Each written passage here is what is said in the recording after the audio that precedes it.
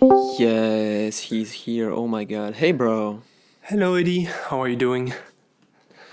I'm going good. I'm doing good. Trying my ASMR voice. It sounds very fine, dude. So, ASMR. I think, if I'm not mistaken, that you have a little subject you wanted to talk about with me. Yeah, I wanted to talk about something. It's almost Christmas. First, we Yeah, can happy holidays, by say the way. say that. Yeah. And happy holidays to everyone Uh, listening. Happy holidays. Happy Merry Christmas. Everything. Hope you all Hanukkah or have. whatever you're celebrating. Hope hope you will get some good times with your family in this fucking hard times that were 2020. Yeah, we hope Um, you can get together. It's yeah, not necessarily easy all around the yeah, world, so yeah. But we just hope everyone's okay. But we aren't really going to do a Christmas special episode. no, we Um, thought about it, but yeah, maybe we'll talk about some Christmas movies or anything, but we don't really have a good subject for that. So let's just stick to what I wanted to talk about. So yeah, I wanted to speak with you about a subject that is going through my mind since something like a month or 2 months. mhm. So I'm really into, I don't know if I already stated this, but I'm really into music videos. I really like the this type of art, even though most of the time it's more a promotional thing than really an interesting storytelling or whatever type of art, you know. Yeah. But there's something I've noticed in the music videos I watched is that there's more and more something like a love for the old aesthetics. Mhm. And I mean, when I say that, I mean it can be for everything. It can be for how you're going to film your video or your film, which effects you're going to use, or anything. I mean, I've seen people shooting their music videos on 8 millimeters, 16 millimeters, on old VHS tapes. Yeah, that's going back Though, to the 90s, I think.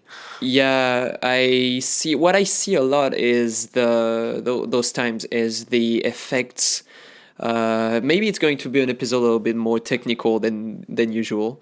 But what I see the most is those times is the effects with the fold paper. I don't know if you see what I mean. There's a lot of music videos with those kind of effects where you have transitions that like reproduce what fold paper would do, and that creates a transition between two scenes. Oh yeah, I You think I have see you. Yeah, it's like the image you're looking in starts cramping up, right? As if it was yeah, paper, and then the second image, the transition is behind it, the other shot. exactly, Yeah, exactly. You have that. I absolutely see. Yeah, You have some directors that just cut the image in a way that is, it looks like it's a paper that you just cut or something like that. You can see that. You can see those in music videos I watched from Nesker Hello, Bad Lad, a lot of trap or metal things. and But yeah, that to anyway, you, it's sorry. retro, and that to you is retro because I remember seeing something similar in Paper Town. That's not exactly the same thing. That's just something that came to my mind. But I saw, Mm. yeah, what I see a lot is people trying to reproduce the way we were shooting music videos back in the old days, To recapture. or yeah, when they capture it, or applying effects that like brings you back to those visuals of the 90s or the 80s. And what I find interesting that, and you see also, just to be a little bit more specific, you see also a lot of people trying to sell those kind of effects, like trying to sell presets pack, plugins pack, those kind of nerdy technical shit for me, which I'm really passionate about. Where you're going to have like old kind of titles or old glitchy effects or Uh, old 8 millimeters grains, those kind of things, and I feel also that there's a lot of people that wants to reproduce those kind of way, reproduce those kind of art. But I feel like that's what I said to you just before we started recording, but I feel like we are slightly moving away from the hype for the 80s, and now the 90s are coming back, and that's why I see a lot of VHS things happening in the music videos, and also in films actually. do you think, as far as we go back to the 90s, do you think it's possible to pack all the 90s aesthetic into a VFX pack like you talk about? Do you think you can encapsulate all the 90s into such a small thing? Is it that easy actually? That's an interesting question. I like the fact that you are sounding like a scientist. Like, do you think? What about we do that? No, but seriously, that's an interesting question, because I think it's not really possible. In a way that there were so many things that were created during those times that you obviously can't do everything in one single pack. It's just a recreation, right? Yeah, and it's just a recreation. Because for us now, it's a recreation, but back then it was just like a byproduct, It was something that happened because, but now it's something that happened because we want it in, not necessarily, as an artifact. Exactly. It's actually very interesting. It's like when you see sometimes old movies. On every roll of film, actual physical roll of films, you can see on the top right, I think, when you're in the movie theaters, some sort of a little image flashing indicating that the roll is almost done. Yeah. And sometimes you see that in our modern, films too, and sometimes also music videos. But it's completely useless because you're on you're not on film, you're not on solid film. Everything is numerical. So everything is digital now. Why? It's useless. I think that's a really interesting topic, but first, there is something really creative going on with that, is that that's what you said, like back in the days it was just how we were shooting film, because that was the film and music videos, because that was the technical things we had in our hands, so we couldn't do any way else. But now with the new way of editing, especially I think for the music videos, with the new way of editing films and having so many softwares that can do so many effects, you have this old aesthetics combined with a way of editing it, and putting it all together that is really modern. So while being kind of retro, you mean? Yeah. So even though you have the old aesthetics, almost all of the time you have something modern that comes in and that combine the two of them. So that's not really. So that's why I like those kind of videos. It's because it's not really something that is bad and moving backwards, It's more something that takes things that were abandoned and that can still be useful for those kind of creations. Yes, actually, the way you describe it, taking something ancient or relatively ancient for us, which is, let's just say 30 years ago, so not that ancient, but let's say relatively, it's not that ancient. For us it's a bit ancient, and putting it to our mixture, nowadays it's kind of like, neoclassicism, something that happened long ago, and then we do it again, but now, and it's sort of different. So maybe, I don't know, it sounds pretentious, but maybe it's like neo-90s or something. It's and I mean, that's also something that you can see in the movies. You have like Christopher Nolan that don't want to shoot in digital. Exactly. I mean, he shot everything in film. I agree with you. Although he uses a celluloid that is so fucking extremely evolved compared to what we had before. But you're onto something. Actually, you know, sometimes there are directors that have a movie in mind, and that movie has to be shot on a specific camera, and it's not necessarily the most powerful and the most technologically advanced one. Sometimes people spend days on flea market looking for that old VHS or crappy early digital camera, you know. And actually, it was a film that was shot. I absolutely do not remember how it was called, but I remember the DOP and the director spent a lot of time actually looking for that specific camera to get that specific look that wasn't necessarily better, but just was really fitting. It was they were looking for a very, very early digital camera. You know, the very early digital camera were very flawed. You know, they had a shit ton of noise. They didn't handle anything very well, but you know, maybe if that's what you're looking for, I mean, sure. And you even have... So they were really looking for that aesthetic. And you even have websites where you can find those old cameras. Exactly, And I remember, did you see, what was the name? It was First Man, the last film from... No, I haven't seen it, no.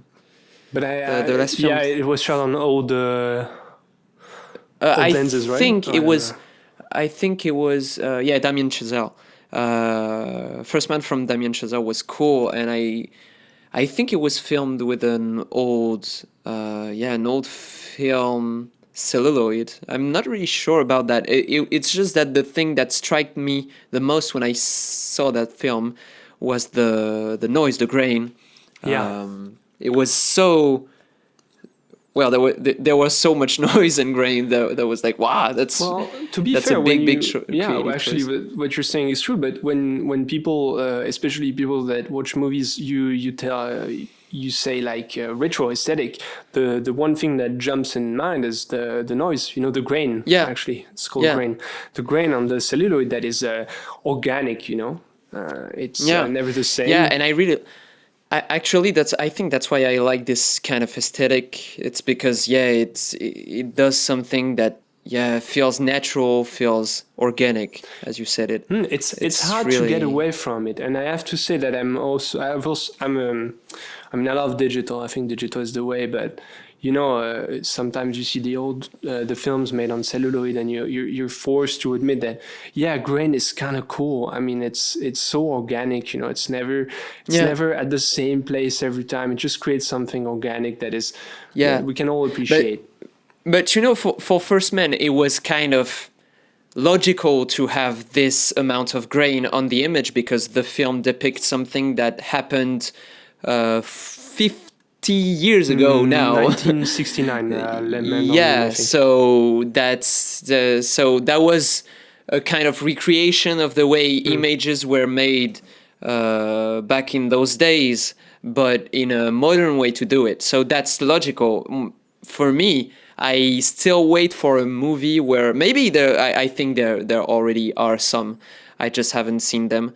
But I wait for a movie that has a really old aesthetic, but that, like, I don't know, takes place in a science fiction world or in our times, you know, but with an old aesthetics.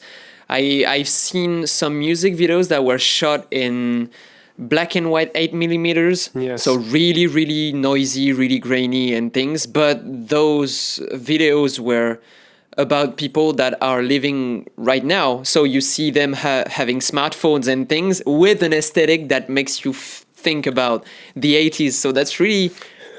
Yeah, that's a fracture. That's like exactly. That's like a technological fracture, you know?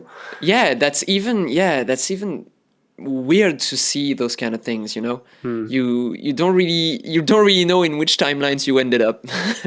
So this is actually this is probably by far the weirdest one, because when you watch movies and they want to have a vintage aesthetic, it's usually because the story takes place in a vintage most world, of the time, you know, vintage period. Yeah. But I mean, it's true that when you mix things up, it's not necessarily it's much more artsy, I think, in a way. You know, when I think about people nowadays actively trying to shoot our world, so 2020 or 2020, 2019, whatever, looking to shoot that in 8 millimeters, I think it's really artsy, you know. It's really author-like, you know. Like there is if you do that, it's definitely not going to go unnoticed, and it's not necessarily something natural, you know. Now actually the most natural thing to do nowadays would be to shoot it on a smartphone, because I think it has much more capacities than film, and yet, you know, it's available to everyone.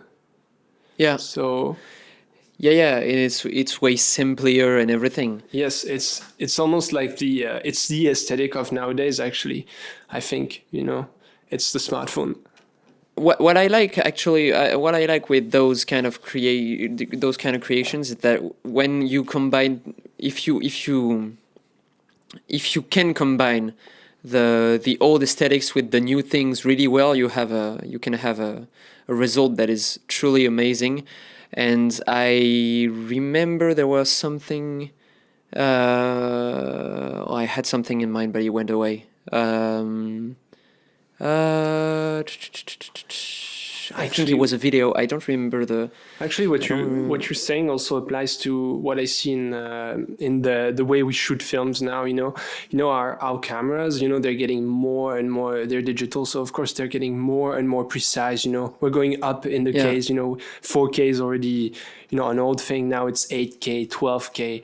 16K. You know, we're getting at crazy high level of definition on an image.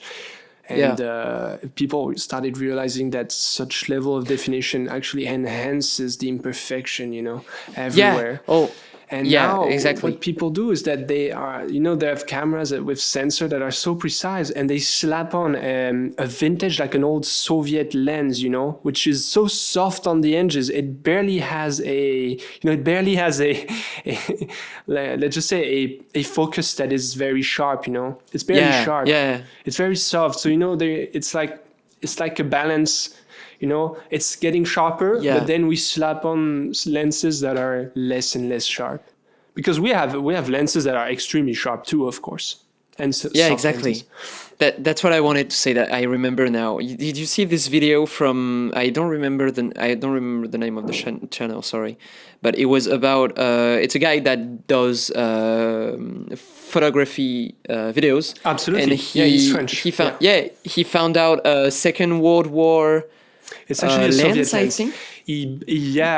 Actually, I think I can explain it. I know the name, but not on top of my head.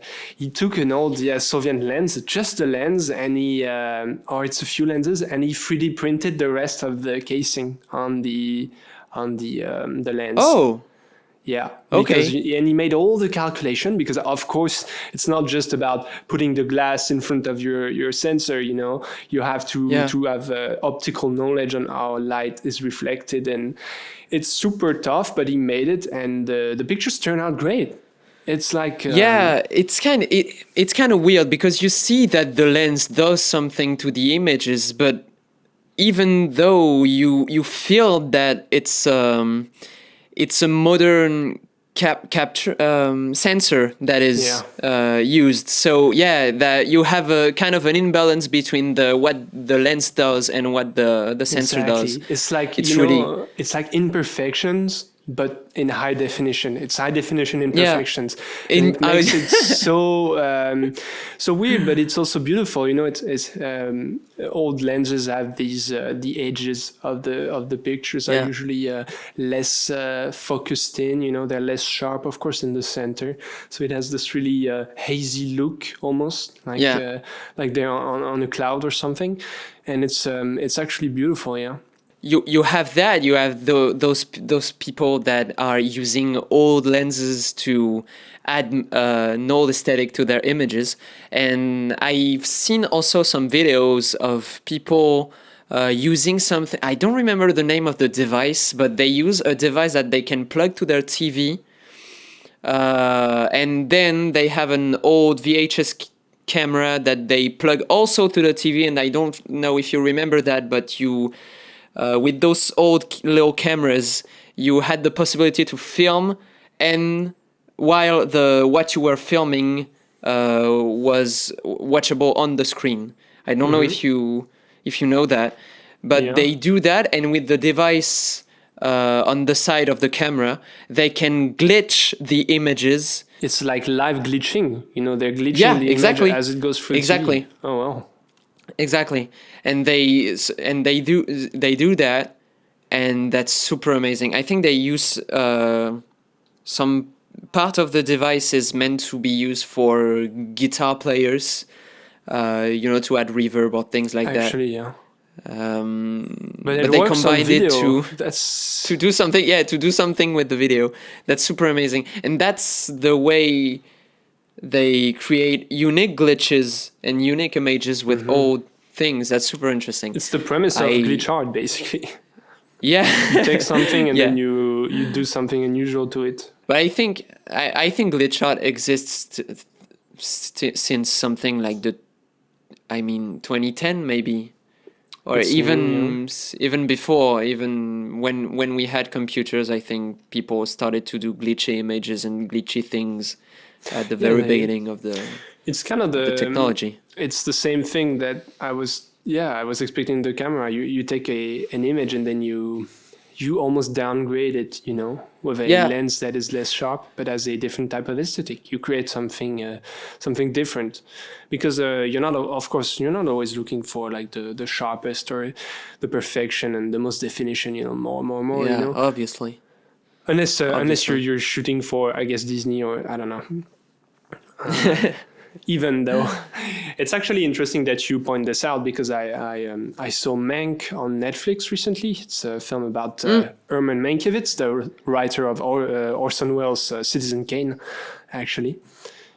So it takes place, of course, during the time at which the film was made, which I think is World War II era, and.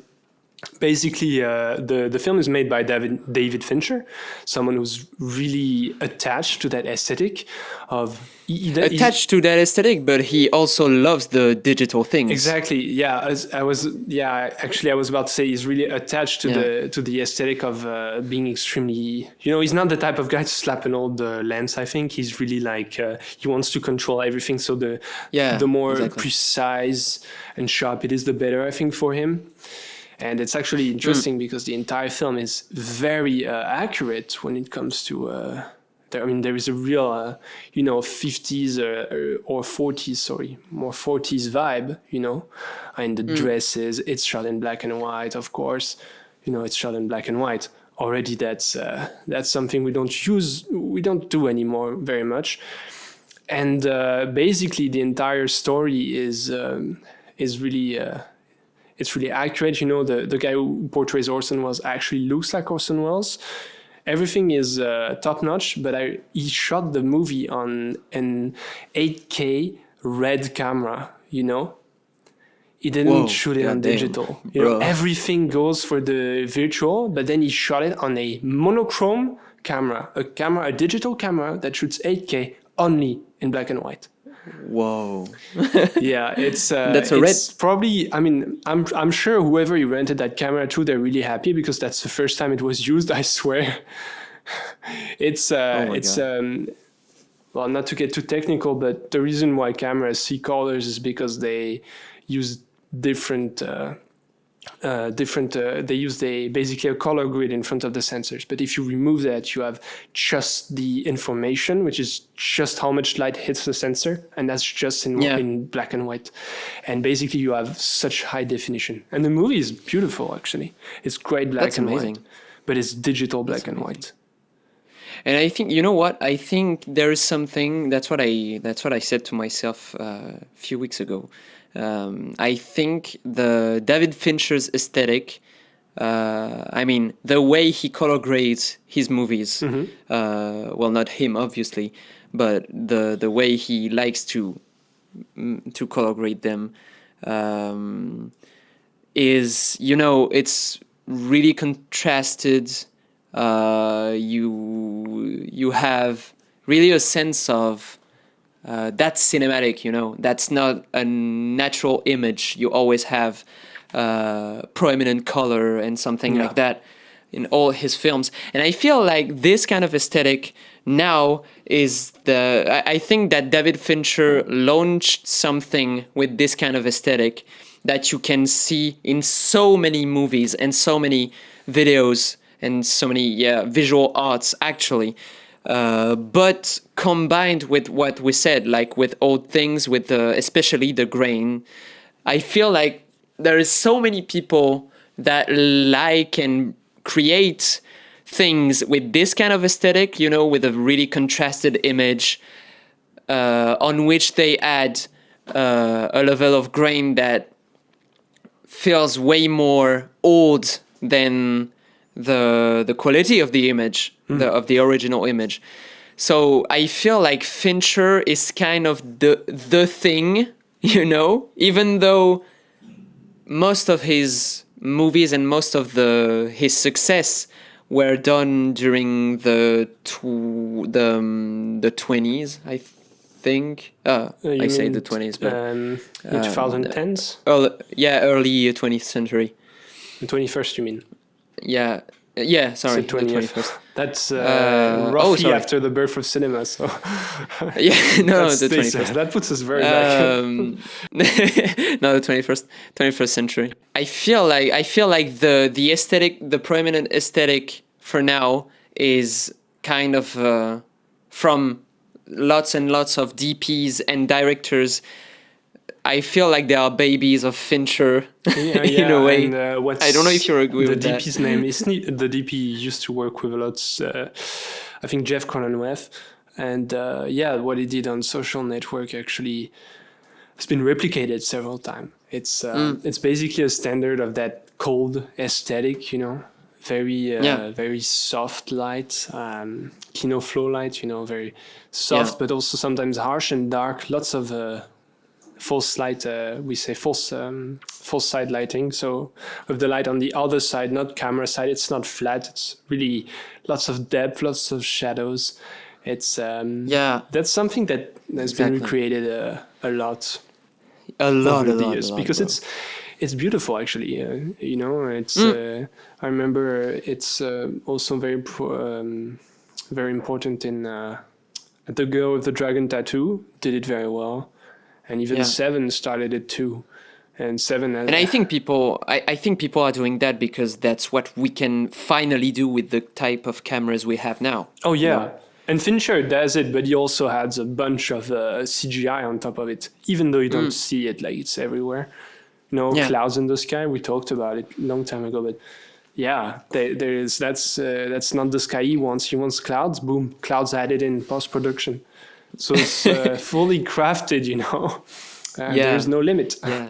Oh, actually, I didn't see his new movie on Netflix, but I've seen a couple weeks ago Zodiac for the first time. Oh yeah. And that's not my favorite from Fincher, but actually I couldn't finish it. I'm too bored by this movie. Oh, really? Yeah, I start watching it and I'm like, fuck no. That much? I'm like, that much bored? Whoa. Oh my god. Yeah, I don't because know. I really liked it. I love thrillers, but this one just doesn't hit the spot for me. Okay. I feel like he wanted to be too much realistic in terms of rhythm, you know. You had, with this case of the Zodiac Killer, you had so many times where there were nothing happening for a couple of years that you feel that in a way in the movie. So that's kind of, I understand why it's boring, but in a way it's accurate. Yeah, actually tangent, but we actually deciphered the code of this Zodiac recently. Really? Yeah. Yeah. Oh, I didn't see that. Yeah, I think he wrote something which was coded, and we cracked it recently. Yeah, every single message he sent to the police was coded. Yeah, but I think But there were one that wasn't. Yeah, there were one that no one decrypted. Yeah. We cracked them, and well, it's a bit late, but you know. Anyway, Yeah, but tangent over. what was he saying? Do you know what the No, message was? I didn't even look at it. I think I was like, oh, whatever. He's dead, Okay. probably, or Yeah, long he's gone. So no. I'm like, Yeah. sure, sure. I mean, I Yeah. guess he had fun, but what? Yeah. Well, I see what because I like the movie actually, so I see what the message was. But I like the Zodiac Killer. It's not my favorite from Fincher, obviously because of the rhythm too. But I wasn't that bored. I like the way he was. I feel it was kind of it was kind of weird for me because I like the way he was portraying the case and the characters, but at the same time there were this weird thing. I think it was I think it's totally intentional, but it was a weird you feel a weird fascination for the Zodiac Killer in the movie. Yeah, I understand And that. I mean, there's so everybody. many people that are fascinated with serial killers actually. Yeah, of course, we're kind of fascinating by things we don't understand or things that are too. Yeah. We're fascinated with genius too. Not saying that they're like serial killers, but they're so far away from what we lived at. It's Yeah. always interesting. Actually, it's interesting that you started talking about this movie because I may not know the movie at all, if not very little, but I know that this is taking place when 70s. I can tell. 80s, 70s, I think. yeah. 70s. 70s, and this movie is like top notch when it comes to technology. It's full green screen everywhere. Yeah, It's extremely new age. Actually, Yeah. it's really very advanced. So I don't think it has this ring to what we talked about before. Look, we're filming in the 70s, so let's have 70s film. Yeah, Kodak, actually. like it's full digital. And Yeah, it that's the better look total bomb. opposite for this one. Yeah, I remember. Yeah, I remember when you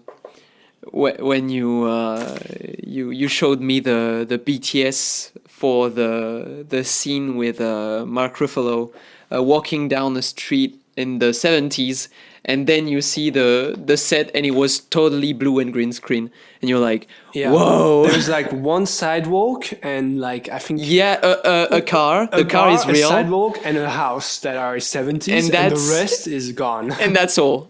That's so amazing. And the way, and I already knew that scene. So when I saw the movie, the actual movie, I was like, oh my god! Even when I see it again, I can't. You don't say it to me. I can't tell it's a Yeah. green screen. No, I it is mean, really this is amazing. one of the most amazing green screen I've ever seen. Yeah, it's masterful because when you see it, it looks like some Star Wars Episode 1 type of stuff where it's really glaring. Yeah, And then when you see the you see set. the final product and it's like, whoa. Whoa. I'm not sure, I think green screen always worked better on digital, of course. That's some. Well, I think yes, because you can have so many details. Then First off, you can when do you capture the image. pre-visualization, Yeah. nowadays. Yeah, obviously you can do the green screen while you are filming, and you can see a first results while you are filming. So that's super useful Yeah, because for so many. it makes filmmakers. sense in the end because if you're taking a digital image, you can see exactly what you're filming on the TV, on the screen, sorry. Anywhere. You can have 6 freaking screens everywhere, all displaying the same image, and everybody can tweak everything and see everything. So it's really good for green screen because green screen have to be exposed in a certain way, a certain level. So they're perfectly we're perfectly able to chroma key it after in post-production. But digital, celluloid film, actual film is, when you look at an image on film, it's really hard to see exactly what you're filming because the viewfinders aren't that precise. So I'm pretty sure David Fincher doesn't like it for that because he can't see exactly what he's filming, There's always some gray area.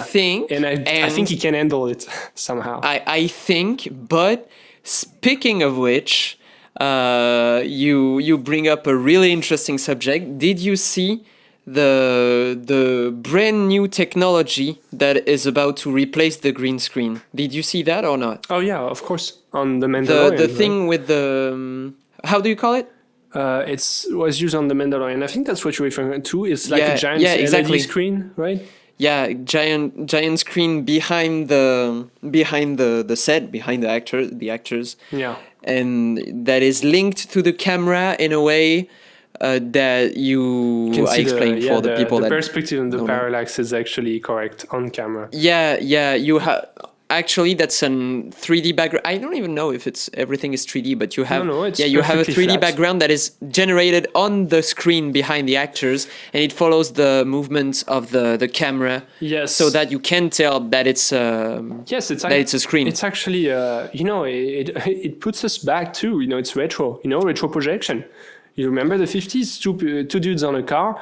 Obviously, back then the cameras were freaking huge, so you couldn't put a camera with a rig on the streets. So they use, the screen behind, showing a road basically going away from the camera, and then boom. But that's you had a few fans, and then boom, you have a road. So you have two people in a moving car.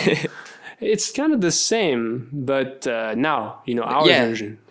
That's a brand new way of doing it, and I think that's really an amazing big step for those kind of productions. Yeah, actually, I was all about visual it effects. Because actually Disney, when Mandalorian season 1 came out, they advertised it as we shot everything indoors. And I saw some of the shots, and I was like, "What? That's indoor? That's absolutely crazy! You can do that, Disney?" And then I took it. I took it. I accepted it. I said, okay, Disney, fine. But season 2 came out, and now they said that actually not everything was shot inside. And I'm like, okay. For the season 2 or for the season 1 and 2? For 1 and 2, actually. Okay. And I'm like, okay. Well, thanks, Disney. Obviously, because when you have a giant LED screens, it's very good because it produces its own light. Yeah. So it's especially perfect because the Mandalorian has an armor that is reflective. So if the let's say if you had a green screen, the armor would be reflecting green, and that's not good at all. Yeah. So now it's reflecting the actual light that the LED screen is projecting on it. So it's really good. And then, then how do you do a sun in the desert? A sun in the desert is extremely sharp, hard shadows. You can't do that with a fat LED screen. We do this, but you can't do everything. Yeah, obviously, you need an actual light, or like the sun. So I don't know. Maybe they punch a hole through the through the roof or something to see the actual sun. Yeah, to get the actual sun, or they go in the desert, like they probably did. Well, I mean, the technology is obviously not meant to replace every single outside set. You have to use it for good purposes. Although, I have to say, actually for indoor scenes, it's really good. Yeah, but I think what is really cool is that now we are going to have multiple technologies that will help big budget movies, and in a way that now you will have, I think that in a few years you won't have that much VFX problems because of the new technologies, because now you can use the green screen when it's really useful. If the green screen is not the good option, you use the LCD screen, LED actually, not the LCD. Okay. It's basically thousands of LEDs. It's like the screen you're looking at now, actually, but much bigger. Yeah. So I think that's really cool. I'm really excited about that. I'm glad Disney did it. Actually, there are others virtual. It's called a virtual set, and there are other virtual sets around the world. You can find them. They're not as advanced as this one, maybe, but I think you have one in London too. Yes, I think. Yeah, I saw actually a guy who shot a short film on it. He works for an entire. Yeah, he shot. He works for Obsidian. I think Obsidian Studios. The video games. The video game developers who did the Sniper series. Oh, He okay. has a actually big tangent, but he has a YouTube channel on which he explains the medieval style life of a knight, and he has a full armor and horses. You know, the guy's probably loaded, and he has Oh my God, horses, yeah. lances, swords. And apparently, during quarantine, he shot a short film in a virtual set, so he probably has like thick relations that allowed him to do that, in which he plays like a character like Parzival and shit. It's really good because Okay. it gets, there's some kind of a fantastic feeling at some point, and the entire set changes. You know, it's incredible because you Okay. can just do that. Yeah, but Tangent it's over, but amazing. anyway, he did it on a short film, and that's probably not the Disney one. It's probably a smaller one. Okay. But Okay. you can see all the That's limitations of interesting. that type of technology too, because, for example, in the Mandalorian season 1, I don't know if you remember, they go into some kind of a bar at some point. I didn't see The Mandalorian. Oh, okay. Well, the bar I is didn't watch it. circular, you know? Okay. It's like a big circle, and when you think about it, well, the actual set is circular, so it's much easier to have a circular bar at this point rather than what our current bars look like, which are basically big cubes, big squares. So Yeah. yeah, there you go. There is a reason why it's made like this. It's not because it looks good, it's because it's easier. So yeah, you Yeah. can still feel its limitations. Obviously. So that's super cool. That's super cool. But going back to the previous topic we were on, with the old aesthetics used in modern days. We didn't talk about another type of productions where you don't really see that much. It's animation, actually. When in live action movies and videos you see the old stuff, old grains, old VHS, whatever, coming back in the visuals. In animations, that's kind of the opposite in a way, even though I wanted to talk about it's not really animation, but that counts because it's a video game. But Cuphead, you remember Cuphead? Yes, very 50s, right? Yeah. And I loved Cuphead. It's amazing how they recreated the old 50s cartoon style. Yes. And that in a modern way again, because you have so many things that the way they animated the characters and everything is so perfect, because if you see a cartoon from the 50s, you can't tell the difference. Yes. But at the same time, you feel like the image is way sharper with way more effects, but that still make the deal, in a way that still works, even though you have those kind of modern things. So that's super cool. So Cuphead is kind of an outsider for that, but in animations, I don't really see a lot of old things coming back to life, even though I feel like it's totally subjective, but I started watching. No, I started reading again. Gun. Do you know the manga? Yeah, Gunmu. Gun. Mm-hmm. I think Gun. it's Yeah, Gunmu, it's pronounced Gunmu. Gunmu. Gunmu. Yeah, Gunmu. Yes. Alita Battle Angel. Exactly. Yeah, that's how No, it's called. so Gunmu. I started rereading them, and I watched some old segments from old animes. And what strikes me, and that's really subjective, is that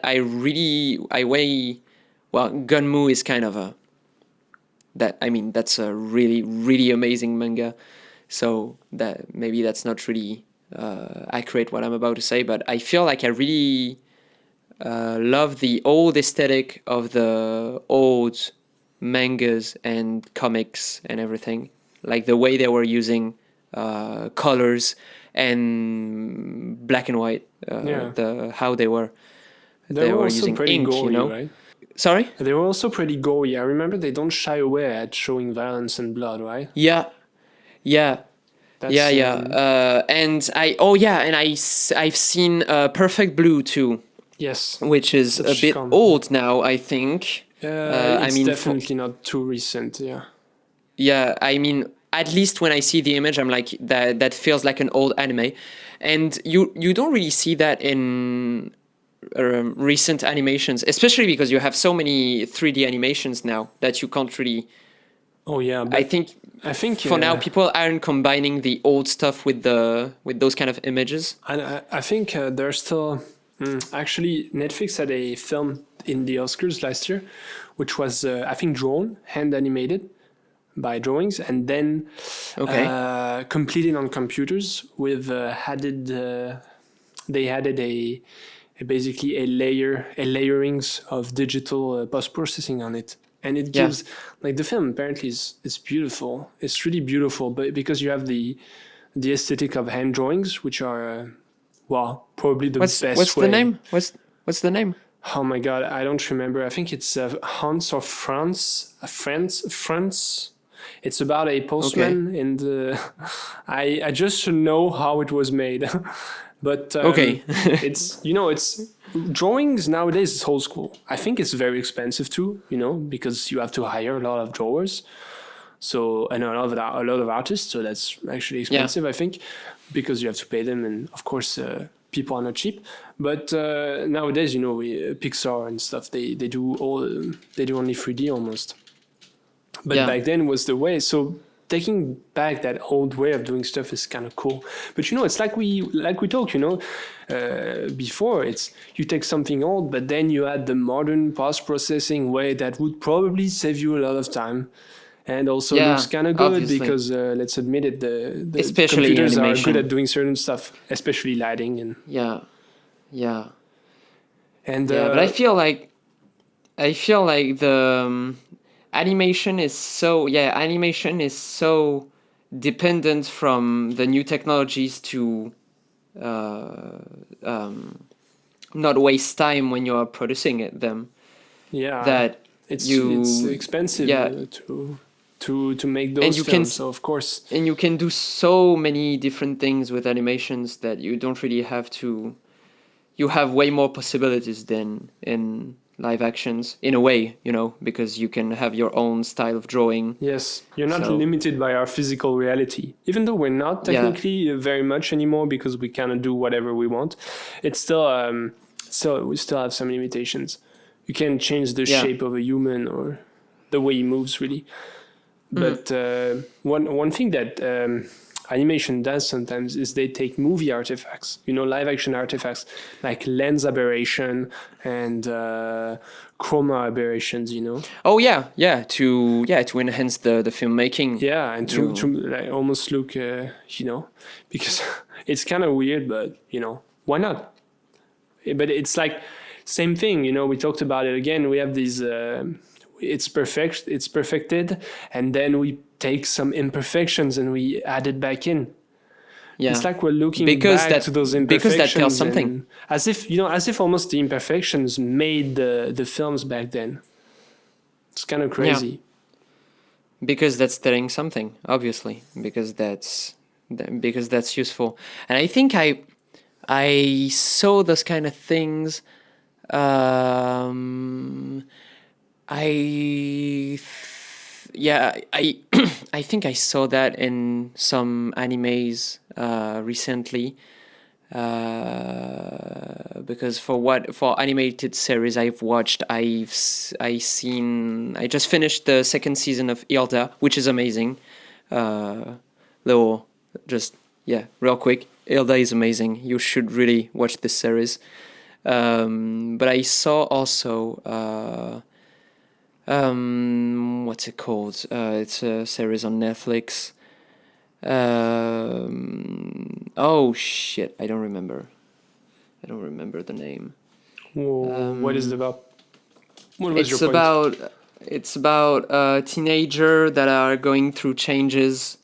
Through puberty. Uh-huh. fuck, what's the name? Is it on Cartoon Netflix series. or somewhere? It's on Netflix. Yeah, it's on Netflix. Oh, Sex Education. Big Mouth. Big Mouth. Big Mouth. Oh, okay. Wow, I was far. Yeah.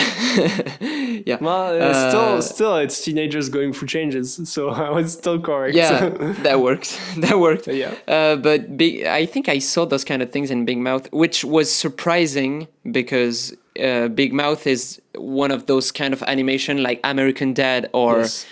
Other Griffith that is that stick to a style that is really simple but efficient for the jokes. You know. Yeah, a style that was created that was created long ago, actually.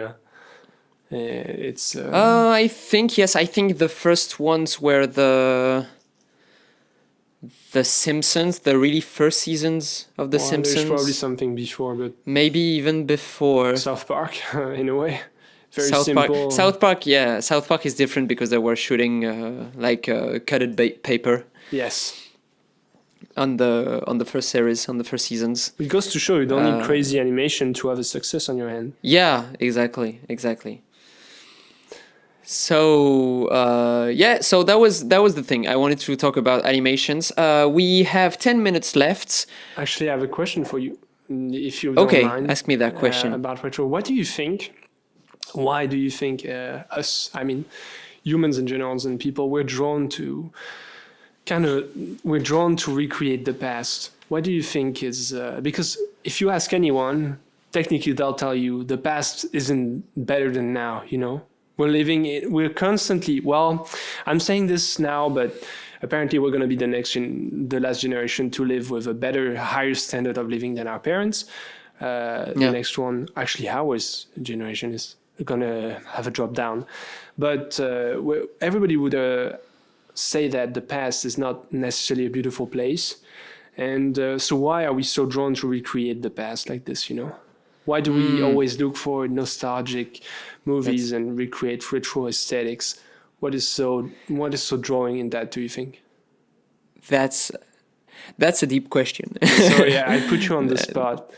I think, I mean, if I answer just for me, it's just that for the aesthetic. If it's just for me, like the old grains and old VHS feels organic, so I like that because I like the organic type of stuff. So to you, it's more of a rejection of our digital, very digitalized world, which is just little squares on top of each other. In a way, but not really, because I like to have the digital things to make the old stuff. You know, I like the possibilities of the digital that the digital offers me, and I use those kind of possibilities to do something that recreate an old style in a way because I like this style. Yes, you like the style, but it's just that I like the way it looks, so but it's not really something. Your taste based on aesthetic. Exactly. That's my point. So if you ask me like, do you do that because you prefer what was done during the 90s or the 80s? I will say not really, because I really like the modern stuff actually. So you wouldn't take it without the modern stuff on it? Is that what you're saying? You wouldn't, you wouldn't take it over there. That's interesting. Not especially. So for me, it's more something like that's the kind of visuals I like. So that's really subjective. But for other people, I don't. I obviously can't talk for everyone. Course, yes, so I think that's some people are like they live those. You talk about the retro 90s, retro 80s. We haven't lived really in those areas. I mean, I was born there, but I grew up in the 2000s. Clearly, and you did too, of course. So, but of course, some directors now they grew up through the 90s, so that probably MV directors and film directors. So maybe I don't know. Maybe they try to recapture this wonderful place. I think that they felt in the 90s. Like trying to grab a bit of that life they had before. Maybe it's because time flies, time goes too fast, so maybe we're trying to capture it, maybe with a bit of delay. I don't know, because there's always some kind of, especially for us, like in the 2000s, like you have the 80s coming back and going back to the Yeah, 60s. You have always a but throwback to something, which are yeah, not periods I would yeah, like to live, which I honestly, understand. but it's like Sorry? it's Yeah. even though I don't desire those periods in time, I think those years, it's like they went too fast, and we're just trying to recapture it anyway. I think there's that, but I heard in a podcast, but I don't remember which one. I heard someone saying something really interesting.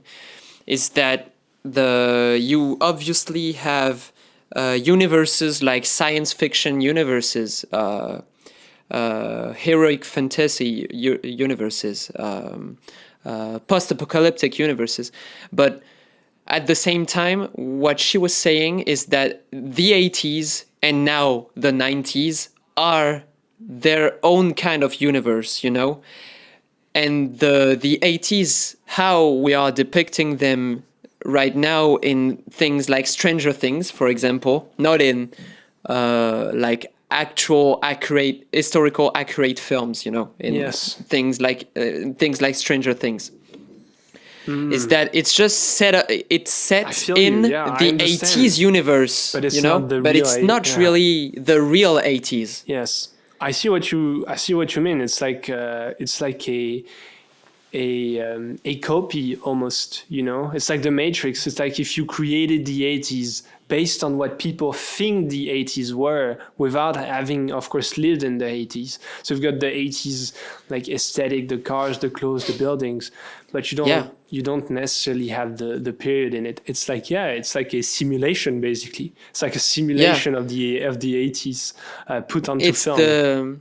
It's the same thing as the fact that you have different kind of science fictions, like you have retro future, you have the cyberpunk, of course, yes. You know, Steampunk so stuff, that's so that's thing that I think there's that too. I think there's the fact that those eras are now becoming their own universes.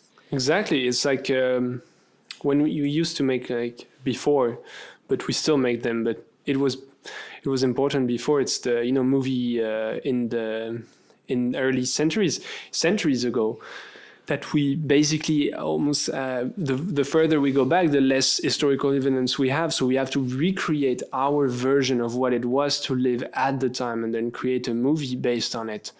So I never made the connection between making a period piece, like I don't know, Barry Lyndon, and making Stranger Things as I didn't see those as being the same, because we have a lot of the documentation on the 80s.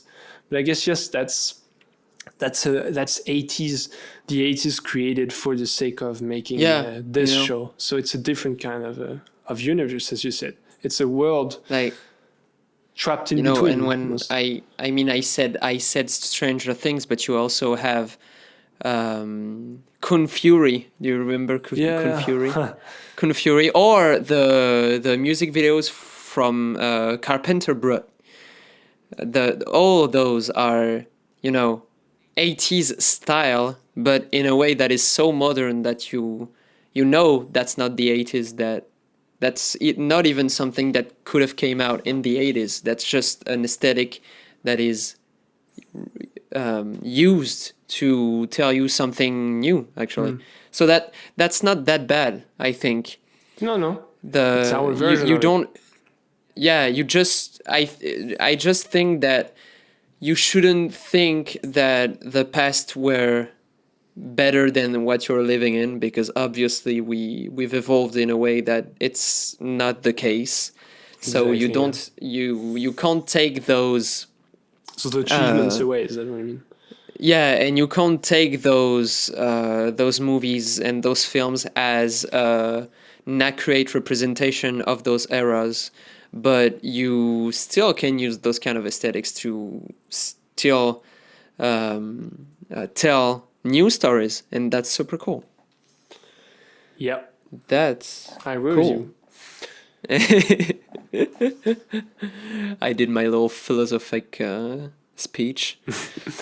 It's a strange thing. It's true. Maybe maybe we talk about this, but maybe at some point there will be a nostalgic version of the 2010s that we lived before, and we know what they look like. And some people are gonna make their TV shows in there and their video games in there, and we're gonna be watching that in a modernized and maybe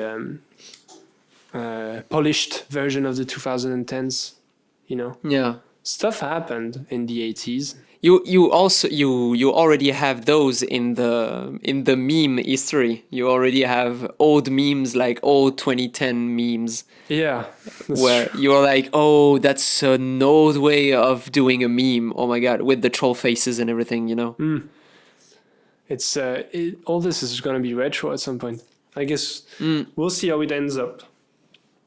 I wonder what the people who lived the 80s think about how we view the 80s now.